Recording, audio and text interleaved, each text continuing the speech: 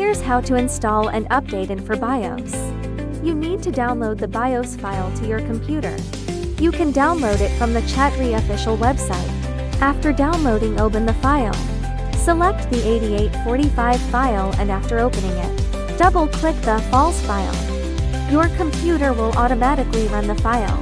This process takes approximately 1 minute, during which time, you must refrain from performing any other operations and ensure that the computer remains powered on without interruption.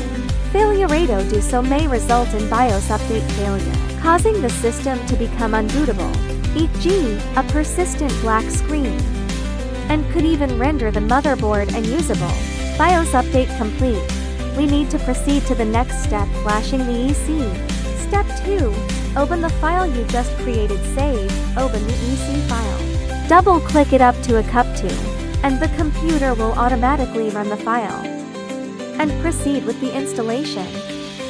After the computer starts up, the computer will automatically restart, and the BIOS update will be finished.